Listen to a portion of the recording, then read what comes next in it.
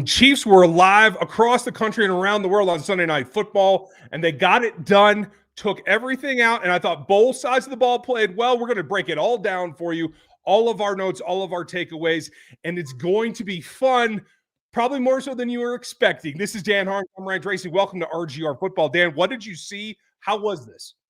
This was the Chiefs team that I've been expecting to show up for the past couple of weeks, and not just against the Ravens, right? This is the team I expect to watch every week because this is the type of talent they have. It's the type of play that they have in themselves. When you go out there and you beat yourselves with 13 penalties against a Jags team that doesn't outplay you, and then they go to Seattle and get their butt whooped, it shows you that the Chiefs are the only team that really can fully beat themselves. Every team that they play, they should have won, right? Obviously, one-score games are swinging away from them at this point in time because that's typically how it goes, but they've had moments in those games where they should have won. They should have. And when you guys, when we watch these football games and things start happening that we say should happen, like under center runs, how about that? They were over 5 yards a carry on runs that went under center in this football game. At one point, they were 10 carries for 52 yards. Beautiful. That's exactly what it should look like when they run more play action pass. Now, Jalen Moore, there you go, buddy. Yeah. You know, everyone made some gripes, complaints about how they spend all that money and then drafted Josh Simmons. This is why you do it. This is why you do it right here. And then everyone was saying, why can't we just trade him? Who should we trade? No, absolutely not, because you have to have games like this. You have to have somebody that can come in and give you a game if you need it. And that's exactly what Jalen Moore did. Yeah, he got beat on the last play. Patrick steps up in the pocket where he doesn't really expect him to. Not all his fault, and they helped him out a lot with movement. But this is the game. This is the game you have to have when it is a back against the wall. You can't go to 2-4, and you get Rashee Rice back next week. Oh boy. Oh boy. Right. That's what it comes down to. And this is something, and I'm glad that you bring up more because little preview, folks, will be live on Locked On Chiefs in about a little over an hour. You're going to hear my game ball here first, so don't give it away to everybody, but Jalen Moore is going to get it because 24 hours notice to step in and go against one of the fiercest pass rushers in this league in Jaden Hutchinson. Yes, you got caught there at the end. A little speed rush, got him a little off balance. This was a game that he had to step up in if they were going to have any chance, and he did it. But he wasn't alone. And here's the thing. The juice flowed everywhere. I thought Pops brought the energy. I think Kareem got dinged up, got hurt a little bit. And while I thought he fought pretty well, it was Pops that was like, you know what? I'm going to actually break tackles tonight. PFF didn't get them up before the game was over, but I have a count of at least 6 broken tackles by Isaiah Pacheco tonight. Maybe it should be higher is my guess when it all comes out, but that was significant because it's different to just run hard versus making people not tackle you because you just refuse to let it happen. I thought that was also a big turning point in letting the offense roll. Absolutely. And then can we talk about how Kareem Hunt took a man's life on live television? That dude has a family and he's no regard for that man's family. That's the mentality that you have to play with. You have to play with that. The Chiefs took it to the Lions on the offensive line and to their defensive line. They set the physical nature. Yeah, they weren't getting explosive runs all the time, but when you can go out there and execute on 3rd and short or 4th and short, those are the types of positions you put yourselves in to give yourself confidence. And then they did a great job moving the pocket for Jalen Moore, for Patrick Mahomes. Patrick was so good in this damn game, guys. He was so good. This is the kind of play he's been having every single week. He's kept them in football games. And if everyone around him played a little bit better, we're talking about a 5-1 football team, a 4-2 football team at this point in time, because Patrick has been the lifeblood. He has been fantastic all year long. And it's too early for MVP stuff because it's still October. But with this level of play and getting Rashee Rice back, you will see his name in the conversation at the end of the year. I guarantee it. And it's funny. I saw Seth Kaiser point out the fact that they allow Patrick Mahomes to run like read options on the goal line, but don't let him go on the QB sneak on 4th and short is absolutely ridiculous because you're going to get hurt more from guys. And how many times have you seen him getting hit? So again, hats off to the offense. Hats off to the defense. They came out, got punched in the mouth, 2 drives. Didn't give up a touchdown on the first one, and then they did give up a touchdown on the second one. And then after that, they had that one really bad drive, but pretty much everything from there on, when you can't get pressure, and they were still able to force the Lions into bad situations. So, like, that was exactly what you need to see, a bounce back performance after the Jags just kind of kept going and going and going and getting after you multiple times last week. Yeah. A lot of notes positive for him. Callie, I see your comment. Stick around, buddy, because I'm going to get back to you. But we got a lot of super chats in front of you, so hold up just a little bit so I can get through some of this. Jamari Connor made a ton of mistakes yet again, but he also had some positive plays. Yeah. So he is able. That catch Laporta had over the top of him, I cannot ask Jamari Connor to do anything else than what he did. That was perfect positioning, armed through the catch radius. That's just bad luck at that point for me. Absolutely. It's tough. He's not good, but and honestly, that's on Spags putting him in that position anyway. He shouldn't be man-to-man coverage on Laporta. They don't really have anybody that can. Interesting note that I noticed, Jaden Hicks is not playing very much.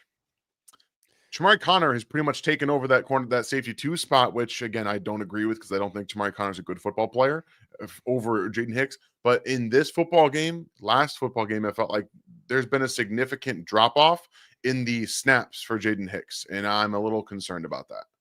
Yeah, I am as well, and I don't know if that's assignment-based. Mismatches, not performing exactly where you were, because when he's physical on the field, I think mechanically he's doing well. I think his tackling form is correct. It must be assignment issues, so that will come back around. But kudos to Connor for making some plays. The reason he was put in that position is because Nick Bolton got absolutely destroyed by Laporta twice early in man coverage. Again, this was my notes. Yeah, my notes. Tactical decision. Nick, great between the tackles, even great in a hook. I'll take him in a flat hook for 8 yards. That's fine. Right. Ask him to run with one of the better tight ends in the league. No, this is a recipe for disaster. They've got to learn that. And I think even the announcers, who I don't particularly enjoy, were able to see that. It's something that they don't usually do. So they took all that. The pass rush was slow to come around, but they got there. Leo Chenal, maybe his best all-around game that I've seen. I think his ability to be where he needed to be and to affect the people in front of him is what matters, and that's what he did. When this team gets old, in a couple of seasons, when Nick Bolton is not able to perform like this, Drew Tranquill has retired, you're going to see Leo Chenal become the leader of this linebacker group, and they're lucky to have him at this point because he is becoming a force player right now. Leo Chenal is the best linebacker on the defense, and he's their third. He's actually one of the best linebackers in football because of what he offers a defense. He can do everything. They line him up at nose guard. They line him up at one tech. They let him play QB spy. They let him man up on tight ends. They let him do everything. And you guys saw it tonight. Backside read as a Sam linebacker or Will linebacker. He comes scraping across the guard's face because he reads and diagnoses it so quickly that he's already in the backfield. He did that multiple times in this football game. He knows how to get underneath blocks, read leverage, and kind of get underneath players. He is so good. He is easily one of the best linebackers in football because of the wide array of things you can do with him in a defense and the way that you can just kind of, hey, go after the quarterback. We're going to drop everybody else back. We're going to blitz you, but you pass rush here and there. You kind of figure it out.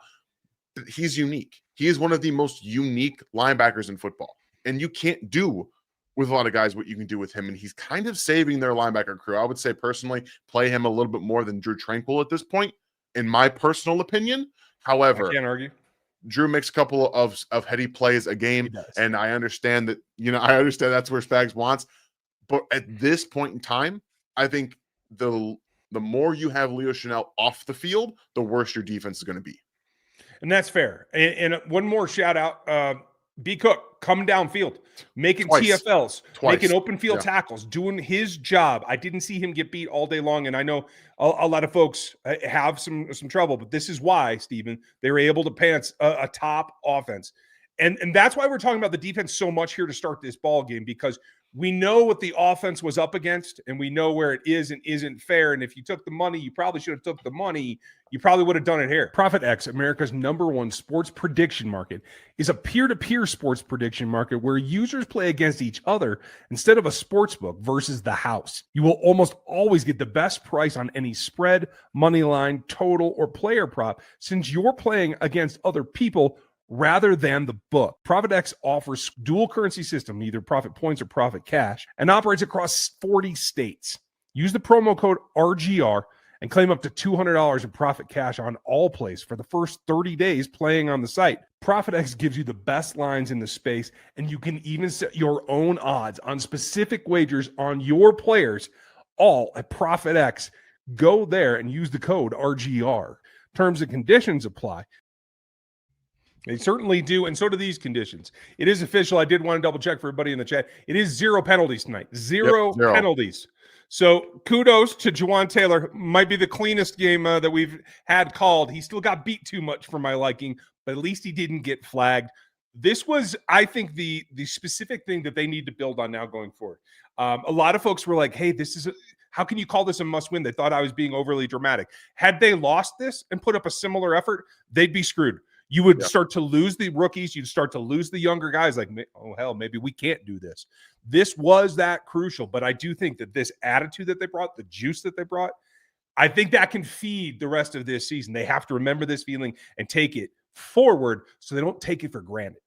Exactly. And honestly, this was a great, I think, showcase all around because Andy Reid was in his bag tonight and he was forcing the Lions to be out there in their worst. It wasn't just putting more DBs on the field. It was keeping them at base.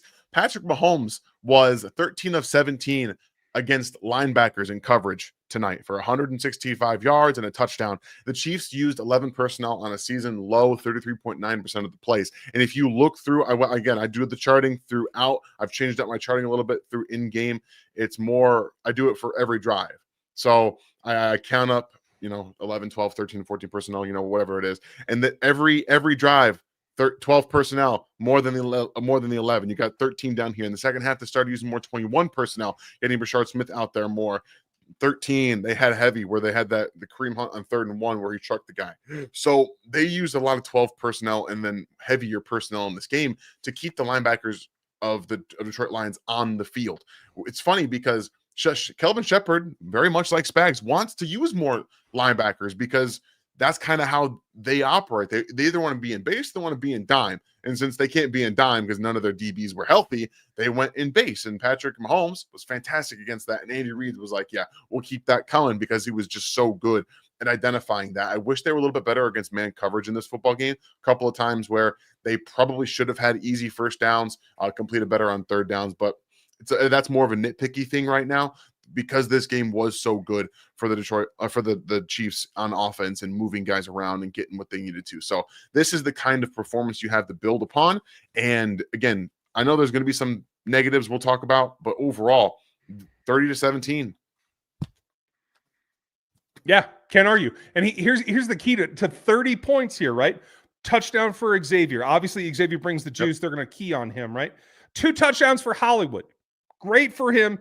Kels getting fed 78 yards. This is about what I could expect would be normal. Tyquan Thornton wasn't even targeted because Tyquan had him scared. They were able to use him for what he's for, to scare them. This is what the offense should look like, where you can hear and hear and hear and hear and hear, depending on the coverage. And here's the guy that doesn't get the credit, who moved the damn chains in Juju Smith-Schuster tonight. A guy that is reliable, that shows up when you need him, and he's only the start, because now you're going to get Juju times 2 when Rashid comes back next week. Dude, every time Juju gets the football, something good happens. He has been such a steadfast for this offense. He's healthy. He looks more explosive. And the fact that he is essentially Rashee Rice light, where we're just give him the football, let him go to work, it is a huge talking point for this offense. And when she comes back, we're going to see that explosiveness. Obviously, Jalen Royals is that 3rd guy in that same mold, but he's not having to be used, and he's learning the offense. And when you have Rashard Smith out there getting those gimmicky screens, a lot of this all makes sense. And Rashee Rice is going to make them that more explosive. The play that really stands out to me, they highlighted on the broadcast, was, again, Thornton and Xavier down the field. You have 4 DBs just 30 yards away from the line of scrimmage, and Hollywood is just, hi, there is not one person within 10 yards of me. Imagine when that's Rashee Rice. Mm-hmm. Imagine what that's going to look like, because I like Hollywood Brown, but now you see defenses go there, and then where's Hollywood? No one's near 15 yards in him. That's what this is all. When you can showcase, we want to throw the football down the field. We can throw the football down the field. They're going to throw the football down the field. They didn't do it at all this game. They only targeted it once. And that's because when you have the threat, it opens everything up. It makes the whole engine go. Yeah, absolutely. We've talked about this so long. It makes the whole engine go. And kudos to them for doing it. They will get better. I thought, Gray put in some good snaps. Tanyan was on there a couple of times. Didn't get targeted, just like Taekwon, but I thought was there to support. That's great. We have a ton of super chats. We're going to get those started here in just a second, but I do want to say the Brian Branch being a punk thing, I did rewatch it during the last break, and I'm going to rewatch just a few more seconds of it during the next break. But that's just poor sportsmanship. And I like the kid. I wanted him in Kansas City when he came out.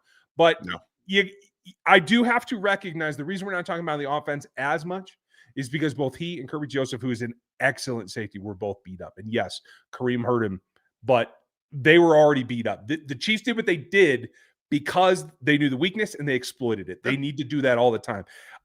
Before we get to the super chats, and we're going to start that right now, you guys. Ask your questions, super chat away. What did you feel, the thing that overrode for me, did you feel that this was Andy being aggressive again like he was against the Ravens? Yeah, and he knew he had to. I think when you go up against a Dan Campbell team, what happened last time they played, they went for on fourth and the fake punt in their own territory because they knew they had to go for those fourth downs to beat the Chiefs. And that's exactly what Andy Reid is starting to show. He's starting to understand that everyone else is doing it against us. We have to showcase the same thing because it's not just we're only going to go for it because they're going for it. It's a mentality. It is no, I don't care about, we'll kick a field goal here. No, we'll punt here because we trust our defense. No, it is about, this is an offense-driven league. It is. I know the defense is back. I know the run game is back.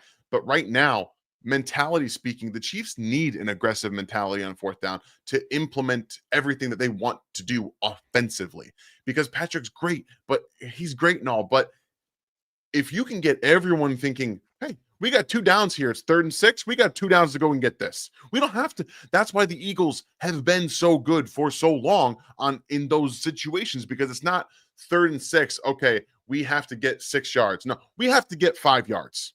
Yeah, we have to get 5 yards and give us or 4 yards to give us a 4th and short conversion rate.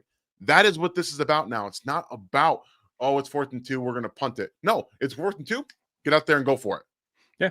And I love to see the double teams in the run game, just like you've been asking for like 2 years. So, hey, at least it's coming along. We're going to get to them. We know we have a ton of super chats here, folks. We appreciate your support. We're going to go through it here. We'll take a pause in a little bit. Just know that I'm going to be live on Locked On Chiefs. I am standing by, so you might see here's some stuff here. Don't worry about it. Pat finally has revenge on Goff. Thank you, Tactics. I'm glad that you pointed this out, because I was talking with my family here tonight, and I was like, yeah, you remember that 50-50 game the Rams put up? Yeah, that was Goff. You remember them days? Ooh, man. So happy for Mahomes, but yes, absolutely, he had to take a route to get here, and Goff is still very good in this offense, so kudos to him as well. I smell a rat, Justin Jones, and I appreciate your support. I hope you didn't mean me, because I'm not sure what you do mean. I'm guessing you were watching Branch at the time, so I'm going. Yeah, I hope so. I don't know. That's what I'm hoping. Minotaur, thank you, buddy. One of our most generous members around here. Very much appreciate you. My locked on player, and that's great. That's one of our bits on the other show. Player vote is Jalen Moore. Game out might have to go to Amon-Ra St. Brown for dropping that 4th and 2 after the half.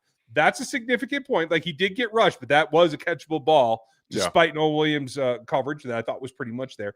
Game ball to Mahomes for a great performance as well. Yes. In fact, let me double check his stats, because Mahomes made 30 attempts, 22 completions, 73%. Not as good as Goff, but Goff's average depth of target was 2 yards shorter than Patrick's tonight.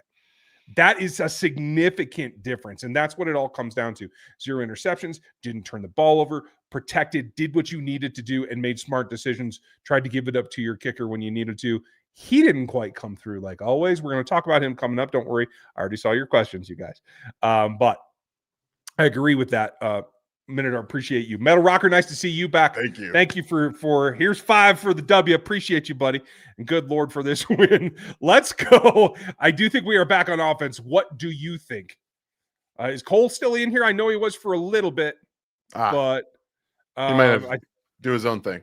Yeah, FLTB is in here as well. He might have jumped over. So Metal, appreciate you. I do think that as much as I want to say they're back, I need to see it over and over and over and over. Like last time I thought in a row. Right? Give me 2 games in a row, guys. Right? Give me 2 games. I'll relax after that, okay? That's what it is. Stay mad, Brian Branch. I'd point at the store. Well, you know what, Steven? You're absolutely right. Then Darius, hope you're doing well. Hope your stream went well, pal. And thanks for 20 months. All the gray hairs, smash the thumbs up. I am one of the gray hairs, bro. Come on. We got some in here too. Yeah, already? Damn. Dude. Oh, I got some in here too. It's just All it's right. a little silver.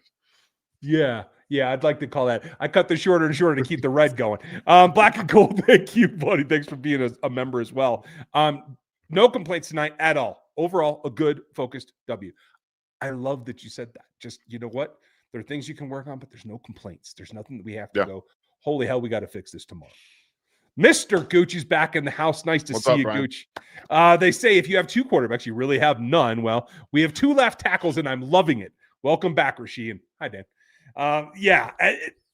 Again, this foolproofs you. And for those of you that are already asking the question, I saw it some in the chat, and I've gotten it twice this week. What is the future? The future is Jalen Moore at right tackle. It is not Juwan. He will not be back. We know that.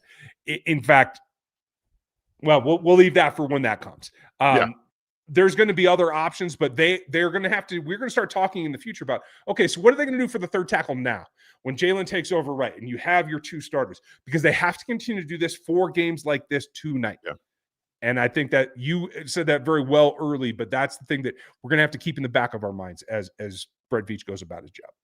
It's very important, guys, having tackle depth. Look at, again, I'm going to point to the Eagles because they continuously draft tackles. They continuously draft in the trenches every single year because you need backups. You need to. And I think this year hopefully helps cement that idea in the Chiefs' head. If you don't have 3 guys that you can rely on to start a game at left or right tackle, you don't effectively have an offensive line. You don't. You're not sufficiently prepared. That's the bottom. Steven, thank you, member. Good game, Jayhawks. Yeah. I get it. I'm just teasing. No, that's okay. Tease away. My boy Daniels didn't have his greatest game. I was in it there when it was 17-21. You remember that when we were this close? Yeah, well, that didn't pan out the rest of the way. Again, this is why I don't throw darts and I don't throw fire at the college guys. They're kids still learning to play this game. So I save my complaints for the professionals. And if you guys didn't see my members only piece, I suggest you take a look at it. I would like to know, even in the chat tonight, but certainly in other ways, what you thought of it. It's something that I don't do very often, but I wanted to let it out because I needed it. And I hope the feedback that I've gotten so far has been very positive. So I just wanted to hear. Why won't they use Smith more? What are your thoughts from Cinders? This is exactly what Andy Reid is trying to do right now. He's trying to say, okay, he's on the field. We're gonna attack the edges. That's fine. We'll do it in passes. After the bye week, I fully expect him to have more runs. I fully expect them because this is what's going to happen. Rashee Rice comes back now. You get 3 games of Rashee Rice. Okay, here's the ball. Here's the ball. Here's the ball. Then we're going to just kind of slowly start putting Brashard Smith on the field more, and then you've got Rashee Rice, Xavier Worthy, Tyquan Thornton, Travis Kelce, and then Brashard Smith in the backfield. That's what they're trying to do. That's what they're trying to do. And I do think after the bye week that you're going to see him get more, hopefully. Also, I want everyone to understand there is a very realistic chance that film rooms, which I have done every Wednesday for the past 5-6 years, might be going behind the memberships. And that's not because of you. It's not because of anything. It's because of YouTube and the NFL. There's nothing we can really do about it. However, if I will let you guys know before that happens. I'm saying it here. There are 1,300 of you in here. Very much appreciate that. And if you are members at that draft pick level, you will all get access to them if they do go behind the memberships. And I apologize for that. You can blame YouTube and the NFL, but that might be the realistic future of what's happening here. We're going to find out. We're going to do our best to avoid it, but if we have to, we may have to. Absolutely. Because the NFL does not afford us the same acknowledgments that it does for a lot of other channels that use the film and still are able to earn from it. We, unfortunately, right now are not. So if you guys would hit that like button, that would certainly help us. And I do Please. want to make sure that we're getting all of the super chats in. For those of you that are looking at about the penalty issue, I checked the official stats. There might have been one called, but it wasn't accepted. The Chiefs were penalized 0 times tonight, officially in the stat book. So that's where I'm coming from. I'm not sure where exactly the confusion is, but that's what I'm telling you. My point of view is the official stats. Chiefs play with a chip on their shoulder, 0 penalties. Yeah, Leo, that's what it comes down to. Is the chip is mightier than the sword tonight because Right. it rose everybody's game, and that's really what they needed. Vel, nice to see you, and thanks for the support, pal. First off, let's go, Patrick. Yeah, absolutely. Secondly, Spags limited the Connor experience. I like you. Thank you, Jesus. Also, enjoy your last year in KC, Taylor. Yeah, I mean, Jalen's ability tonight to jump in against, and remember when people were like, oh, well Hunch is going to end up on the other side against Taylor. I was like, well, I mean, rookie, you're going to put him over there, right? He was on Moore most of the night, even though Moore has some experience, and he was able to live up to it. So I agree with you, Val. He is the future at right tackle, and I appreciate you supporting us, and thank you. And you absolutely knocked it out of the park on that one, buddy. Stephen, would Derek Brown or any other DL be reasonable before the deadline? Way more concerned about the DLs than our RBs. I don't think so. If you're getting any pass rush out of defensive linemen around this league, they ain't trading them. Absolutely not. And he's one of the cornerstones. They extended him not that long ago, if I'm not mistaken. So, So you're probably, again, I'm a little skeptical they're going to be able to make a change here or bring somebody in for pass rush. However, these last 2 games need to fuel them to do so. If you can figure something out, they desperately need pass rush help. It is the one chink in the armor right now, because if you can actually get pass rush, this team changed everything. I'm not going to say it, but y'all know what I'm thinking. FLDB, thank you for being our mod and for all the help you give us around here. Thank you. And the run game was great too, and you're absolutely right. And it was using all 3 of them in their different ways. And yes, there will be more Smith in the future. I do feel like the injury, whatever it was, I don't know if they were checking him for a concussion on Hunt or not, but he didn't have the same juice that he normally does after contact. I think something was weighing him down. So hopefully they can get him back. I don't think he's hitting the same wall that he hit last year. That was due to an over usage issue because he was the only guy healthy enough to run the ball. So I do think there are greater things ahead for the run game. Absolutely. I'm with you there. Callie, Jalen Moore's not bad at all. If you can do that at right tackle, I'm in. Well, brother, you are in. And thank you for being here. Appreciate you guys. If you guys would hit that thumbs up, like Joseph said, that would be awesome. Daniel, how about this one for you? Hey, look, this is dangerous. Imagine the Rice return. What do you expect them to do? You think they pepper them in, or you think that they can carry this forward and just have the intensity that Alpha's talking about? They have been waiting to unleash Rashee Rice on the NFL. They have been waiting. Everything that they've been doing without Xavier Worthy, getting Tyquan Thornton involved, showcasing what they're going to do with the deep ball game, has been to say, hey, you guys, you may have forgotten, but Rashee Rice was absolutely torching every defense he played against last year before he got hurt. There was not one defense that could stop him. Oh, and by the way, if you put too much on him, Travis Kelce's going to be wide open, which we've also been showcasing against defenses. Oh, and by the way, if you bring those guys down here, don't forget about Xavier Worthy, who I don't think is quite fully healthy yet. He's not running full speed. However, Tyquan Thornton over there can get behind your defense because he is that fast. And we have shown you the ability to do that. And then if you guys put all that defense pressure right there, we have a run game that's starting to work a little bit better. It's not perfect. It's not great, but Andy Reid's starting to show it a little bit more. I saw an interesting one there. I'm going to put that in, and we're going to keep on rolling. Alpha, thank you, buddy, and thanks for being a member. Appreciate it. Always love to see you guys. Quentin, thank you. Can you explain how we beat the Lions but lose to the Jags? I swear this teams make no sense. Yeah, I take it because I'm not going to say it nicely. 13 penalties, guys. You can't win football games when you're allowing teams 13 different penalties that you have over 100 yards, multiple first downs. And then, oh, by the way, you can't get a quarterback on the ground. And you just forget that he has legs and can run. Jared Goff got a first down in this football game doing the exact same shenanigans. Okay. A Jared Goff. You can't let that happen. So they beat themselves, and they did not beat themselves today. Lieutenant Dan, new legs. That's really what it comes down to. And I'll even take it a step further. Last week's game was unprofessional. They had too many penalties, and they showed up and underestimated their opponent, like you are trained not to do in the NFL because it's unprofessional, and that's what this league is supposed to be. Well, they got their spanking. I'm guessing Andy was fairly fired up this week from just the tone that I saw. It felt like it to me. So let's hope that that's true. Let's hope that it carries over. Andy's not, Andy's a player's coach. Sometimes you got to get in their rear, though. That's the way that it goes. Let's see. Thank you, Quentin. Appreciate you, Kyle. Nice to see you. Kareem with the truck. He also had a huge game from Leo. Yes, absolutely, Kyle. You nailed on both of those, and we couldn't agree more. Pinch me, but did we actually manage the clock? Eric, that's a very astute observation. I was thinking the same thing, but I didn't write it down. What did you have? When's the last time the Chiefs double dipped and got 2 touchdowns? Ding, ding. In the process. When's the last time that's ever happened in Kansas City? It's been a very long time since we've seen that. And again, not just managing the clock, but understanding the situation where you've been throwing the football with success, but you can line up in 13 personnel and you can run the ball. You can kind of choke the life out of this football game. And then when you score that touchdown, go up 27, and then you get the field goal. Like it's hard for a football team that cannot drop back and pass, which we just showcased to everybody in the NFL that the Lions can't do. They have to have the run game. And one thing that I hate, I'm going to take a lot of concern with the broadcast.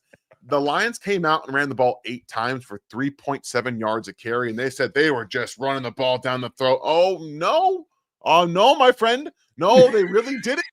The only reason they were extending those drives is because you had Sam Laporta on Nick Bolton, and you also had multiple guys in the middle of the field wide open over the linebackers. It was not the run game. The Chiefs forced the Lions out of the run game. If you can force football teams out of the run game, you're going to win a lot of football games. You're cooking with gas. Yeah, absolutely. And I'll say this, and I pointed it out on social media in the first quarter. I don't do social media during the whole thing because it takes away from my note-taking. But they also, on that first drive, yes, they got in the end zone. They had to use 2 trick plays to do it. That's the truth. And so, yes, they are high-powered offense. And I thought, honestly, subsequent drives proved that more. That drag to JMO across that he just turns up, like that stuff is deadly when he has that much of a running start. But I don't think the first drive really set it up. And kudos to Dave Montgomery. I think he's taken the challenge of being the older guy. And I had seen it in highlights, but I haven't sat down and watched a full game except when I scouted this one. And kudos to him because he's making the most of what is probably the crown.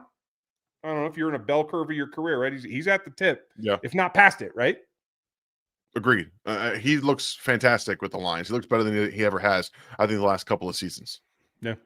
Hanneman, thank you, buddy. Thanks for being a member, as you always are. Incredible job containing Hutch. Pat even made him miss one play and overall looked calm and collected. Jalen stepped in big time. Specifically on Hutch, what did you see? This is a really good point, Hanneman, because Patrick Mahomes looks more comfortable than we've seen him in 3 years. He looks so comfortable behind this offensive line right now. And while there's still going to be missteps here and there, he trusts them to protect him. When Patrick Mahomes trusts you, as we have learned very, very well over the past couple of seasons, he's going to let you work. He's going to let the wide receiver work. He's going to let the offensive line work. So I think that they did a nice job. I'm going to have to go back and watch to see how many times they helped, how many times they moved away from him, which they did. They moved the pocket away from Hutch a lot, but I don't think that Jalen Moore did a really bad job at all on Hutch at all. Like, I think he was very good. Yeah, I completely agree. And honestly, he's a player that you should move the pocket away from. And that also takes talent because you got to block backside, and it allows the other end, the bookend. I only heard his name mentioned once. Yeah. And that was that last play on Moore. If you're rotating the pocket that much, you have to protect that edge as well because it just makes the play for that defensive end too easy to make. So it's not the like running away from trouble that it feels like, right? Because it's a whole different set of problems when you're rolling the pocket away. So cheers to him and cheers to you for bringing it in. Thank you, Animan. Nice to see you. Alpha's got another one. Is it me or is Spags playing possum until the second half? Dude, I completely agree with you. Like, especially, I literally said to my dad who watched a game with me live for the first time in quite a long time because he likes to talk during the game and I just can't do that. But he asked me at one point, and I'm like, they're just trying to get a feel for what's going on because they looked literally like they were observing at times during that first half to see, like, what angles are you trying to take? What are you trying to make me think? And then he turns it all. This is what Spags does. We are going to disagree about some of the ways he stylistically sets up his defense. Playing Jamar Conner this much and not having real defensive ends that can do a ton. However, in the second half, a late bye in week 9, this is where Spags works. It's where he lives. It's where he does his best work. And making those post-bye adjustments and getting the right personnel on the field and letting the defense dial itself up to make that stretch run is what he's done consistently. So while we can be frustrated about some of the things that they've done, some of the drives that they've allowed, against the Jags, allowing Lawrence to eat you alive with his legs, in the second half of this football season, we are going to see Spags' true colors, which we always do. Yeah, I completely agree with you. That is coming. The ref crybabies are already swimming in river of tears. Yes, that's a very good way to put it. Nobody's going to be happy with how dare they do that. Joe brings it up. Butker is still a problem. Yes, the inconsistency at his age and in particular his salary.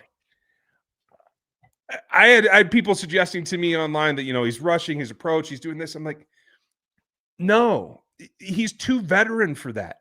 He knows he knows how to speed up his approach. He knows how to speed up his plant. He understands what he has to do in order to make kicks when it's a late snap, whether there's snow on the ground, like all these things, right? There's no excuse for a guy of this age and of this experience level to be lost in the woods here somehow. That just doesn't make any sense. I will say that as far as I can tell, watching the extra point, the snap was high, the hold wasn't great, and it got tipped. So it did get touched. Okay. Don't believe that this one was on Harrison Butker.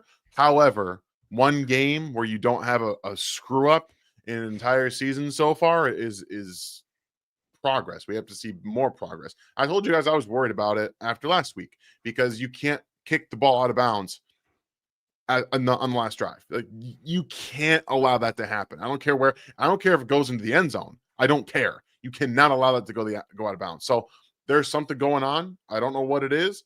And you're the highest paid kicker in the league. Fix it. Figure it out. Yeah. It's interesting. It's a mystery. The special teams always are to me. It is what it is. There are guys that are specialists, and that's why Dave Tobe has his job, because he is that good at it. Trevor, thank you for the support. Appreciate you. Just thinking about the future here, but who opens up a roster spot for Rashee Rice? Well, I think there are a couple of options. Do you have a preference at this point? Or I don't have one like off the top of my head, to be very honest with you. I'm finding it very hard to justify Elijah Mitchell's roster spot. So that's kind of that's right. I forgot he was even on the roster. He's getting cut. Yeah. He's getting cut. Like that's a fact. And only because I think they're keeping him as an emergency back. And so I do think that if they did part ways with him, they'll bring him right back to the practice squad, unless he's salty about it, which I doubt that he would be, because they've been carrying him on full game checks to this point. So that just makes too much sense to me. There could be other options. I'm sure there's someone I'm not thinking of, but that's where my gut went first, Trevor. Yeah, that makes sense. Scott, thank you, buddy. Appreciate the support. Are the Chiefs calling more of a rush 5, cover 6 scheme? Seems effective. They're rushing 5 way more early in this season. This looks more like Dan said, post-bye Spags pass rush attempts, but honestly, that's out of necessity. As far as 6, I'm not seeing as much 6 where you have one guy on one half and you have quarters on the other. Mm-hmm. I'm seeing more of a match pattern 3 and 4. When they are too high, they're either in their man under, or if they are trying to carry high, like they tend to break off. So I think it's more of a match series, but it's all hybrid, and I know Spags does it all. Yeah, for you guys that don't know, match can be very difficult to find. Like it's so hard to watch what they're doing because Spags will rotate safeties late. He does rotate from cover 2 to cover 3. He plays cover 1 a little bit. He plays a lot of cover 2. Specifically this year, he's playing a lot more 2-eye safeties because of the safeties that they have. But those match principles are basically when guys enter your zone, you try to match with them, or if it's say you're in a zone shell, so you're playing outside leverage, but you are a man match, meaning he goes across the field on a drag route, you have to go with him. Like you have to match based on that. So there's a lot of heady stuff that goes with Spags' defense, and being able to do that and rotate down. You see, like I said, Connor and Cook and Hicks and all these guys that have to be able to do a lot of different things. So there's a lot that goes into it, but I think we're seeing a lot more, I think, cover 3 than we have seen from Spags in quite some time. But that's also on top of how much cover 2 he's playing, which is a lot. Yeah. And it feels like that's kind of his like, I'm not sure exactly what I want, so I'm just going to go 2-man. Okay, fine. For sure. Scott, thanks for bringing it up. Appreciate the question and good to see you. Sparkle, thank you. Is that Australian? I don't know. Nice. I have to read that one. Nice. Good to see you, though. Check out the sports cards. Nick Bolton, killer of the offense. Hi from Australia. It is Australia.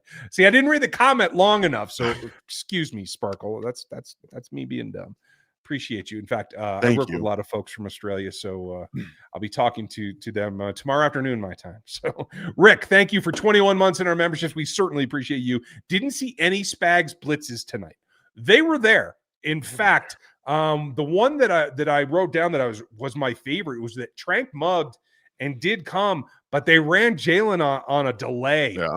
And honestly, he was just a step from just knocking Goff out because it worked out pretty well. I think they got a little bit craftier with their disguises tonight. Yeah, that drive where they got just diced up and down the field by Goff was, well, we're blitzing too much. You saw linebackers coming, you saw corners, and they were able to attack those hook zones with linebackers vacated. It was very easy for Goff to find that and attack it. So you saw the adjustment there. I think when Spags understands that the pressure can't get there with 4, he does have to resort to it. And Chris Jones also started that series off on the sideline, and it was, we can't get pressure at all. We have to blitz. So there was definitely some Spags blitzes in this game because they generally, outside of the last couple of drives, could not sustain pressure with 4 guys. Yeah. We're going to get to it. And FLDB, thank you for putting the quote in there. I'm going to go to that here in just a minute. But last call for Super Chats. We're going to get through these last few as it looks like we're starting to gather for the Locked On Chiefs show. I'm going to jump over to that channel. So let's get to Jacob. And thank you, Jacob, as always. Very generous with your time and your support for us. Not taking away from this great team win for us. I said it all week. Yes, the Lions are a dominant offense, but they played weak defenses the prior 3 weeks. And that is a legitimate observation. So maybe they're not that scary. I think what my takeaway is that if they're able to run their game where you don't get out to a lead that forces them into the pass, they are that scary because any of those runs are a second away from an open field tackle from being a home run. So I think it's about the game script. If you can take that lead and force them into a more pass-heavy game call, I think that is what sets you up to make them not scary. I think they're better on the run than they are on the pass. Yeah, no, they are. They have to be a run to set up the play action. If they're not a drop back football team, they can't. And it's because of how limited Jared Goff is in terms of being a fully fledged quarterback. He can't do second reaction throws. He can't really move outside the pocket. He has to be able to sit back there and figure those things out. And I don't know where this is, by the way. I was about to look for it. I was looking, but I wanted to bring up now just so Kyle, I hope you're still here, Kyle. Didn't mean to miss that. Not sure what it was, but the narrative the Chiefs can only beat banged up defenses. Will that be a thing? It certainly will because the naysayers want to. We're not going to get away from that, especially after this one when everybody was very much ready to make the Lions their darlings for the rest of the season. I think you're going to hear that quite a bit. And sorry I missed it earlier, but thank you again. Donnie, thank you. I'm currently getting out of the Arrowhead parking lot. Well, hey, what a game. Hope you enjoy the festivities a little bit longer. Noah Gray looks a lot healthier. Also, screw Brian Branch going rogue. I like it, Donnie. Yeah, and that's going to bring me down because FLDB did put it in here. So this is the quote from Dan Campbell. I love Brian Branch, but what he did is inexcusable and it's not going to be accepted here. Campbell apologized to Andy Reid and Juju Smith-Schuster. So I'll give you this. Dan Campbell makes some statements that I think were a little bit crazy when he first took over, but he's a stand-up dude. He's an old school coach, and I like the guy. And if he actually went and talked to Andy Reid and Juju Smith-Schuster on behalf of the player that was a dick tonight, even more respect. Dan Campbell is one of my favorite people in football. He is an wholly authentic version of himself, and he will never not be that. I love him. He is one of the best things about watching football every single year. And when you can do that and you feel not only comfortable in yourself, the players to go do something like that, you get so much respect from everybody. Yeah. It's a positive sign for the organization too. And I have one of my best friends in the world is a huge Lions fan, so I know that he enjoys him as well and feels confident in where it's going. Justin, thank you for the support. DC said Mahomes buckles under pressure, and he said I smell a rat in the last drive for the Lions. Got buckled under pressure. Okay, now I'm with you. Thank you, Justin. I'm sorry you had to come back and explain that to me because I'm dense. Apologies. I guarantee you I'll get your next one. Garoon, nice to see you. Branch Punch, Terry and Arnold talking trash before the game. Now Kirby Joseph blaming the refs on Twitter. I didn't know that. We're back, guys. I like that. That's the sign that we're back, right? Everybody loves to hate the Chiefs again. That's so fun, man. Mo, not to be a downer, but will Juju be suspended? I don't think so. I haven't seen the whole thing, and I'll rewatch it here before tomorrow. Did you see anything, or I don't know if you got a chance to see it? Fines will be issued, I'm sure. I would actually expect Dan Campbell, if not the league, to suspend Brian Branch a game at least for that, because you just can't do that. And I do believe Dan Campbell's the kind of guy that will do it if the NFL does not, but we'll find out. And if he doesn't get suspended, I'll be a little shocked. Yeah, I agree. And I think that he should. And like I said, I like the player, but you just can't do stuff like that. Thanks, Mo. Dan, Connor was the leading tackler. Yes, he absolutely was. And anytime a safety is your leading tackler, you are doing a bad job up front. That's the truth. And this is not to say that he can't tackle, because he can. And like I said, I thought he defended Laporta's touchdown as best as anyone could. He also makes consistent mistakes and is unable to track with the guys that he's assigned to. That's partially on him. That's partially on the coaching staff for using him in a way that doesn't allow him to be overly effective. And that's nothing that he can do about it. So stick up for your player. I'm glad that you did, Dan, and thank you for putting it in there.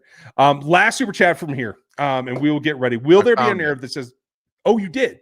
I found this is it. Thank you for going back. Oh, this is the same one. Yep. So to finish his question then, thank you yet again, Kyle. When does a real test come? The Broncos? That's the one that I would point to next up, because I know the Raiders looked okay today, but the Broncos, I think, are low-key pulling teams down to their level on offense. Yeah. And that pass rush duo is for real. It's the Broncos. I still think the Bills will play a decent defensive game against the Chiefs. I don't think it's going to be that great. The Commanders have been very feisty, better than expected on the defensive side of the football, I think. So maybe there. However, I do think the Broncos are the measuring stick right now. From this point on, you have to go out and have a better performance against them. Yeah, I agree. Thank you, Frankie, for these, and thank you, Kyle, for once again. Got one last late one here from Jacob. Thank you, buddy. Rice is back tomorrow. Very good point. And Bills will be the test. This is going to be for the AFC. I'm convinced of it. And the Bills are gettable. They're not invincible. I will just tell you that. Now, we are gathering over on the other channel. We're going to have Locked On Chiefs for you live here shortly, maybe 10, 15 minutes. I'm not exactly sure. We'll see the state of it when I get over there. Daniel, last thoughts from you and a game ball. Yeah, so, I mean, there are some things to clean up. One thing I will say is that Derek Nottie getting blown off the ball at 5 yards by anybody is not something you should see. So, yeah, Derek Nottie, got to figure that shit out. However, all around, I don't care. Like I said this after the Ravens game. I don't care who's injured. I don't care what is going on in that football game. Penalties, not. If you go out, you execute, you put your game plan out there, and you follow it, you go after a team and you beat them pretty handily, that's what you should do. And that's how the Chiefs need to take this. Ravens game, cool. This game was a much better put together offense. They shut them down for the most part outside a couple of drives. Very encouraged by the coming back of seeing that happen, right? You don't have a great time out there initially. You make some adjustments, and then you go play. So I like what they're doing right now. I think that the confidence will get there. My game ball, honestly, we're going to go a little bit different with this. It's going to be Hollywood Brown. Hollywood Brown Hey! getting not just the two touchdowns, but finding spots, being effective, the toe tap to the sideline, the big catch over the middle of the field where he sits down because Patrick is stepping up, making a guy miss in the pocket and delivering the football, and then securing the football where maybe they weren't perfect throws, but you could throw in the football and he found it, he adjusted, and he caught them. Makes those touchdowns. Hollywood Brown in this game was exactly the kind of player you want having that roaming duties. Travis Kelce, Rashee Rice, Hollywood Brown, Juju Smith-Schuster, those guys I think are going to be those roamers. Then they can do everything else. So I give it to Hollywood. I like it. Jalen's going to get mine. I'm going to break it all down on Lockdown. You guys have already heard me say it. So, hey, yeah. Thank you for being here. We hope you have a great night and Super Monday. We're live for Q&A tomorrow like we always are. So we'll see you back then. Same bat time tomorrow. Thanks for watching this video from the team at RGR Football. Click these videos to see more and subscribe to RGR Football.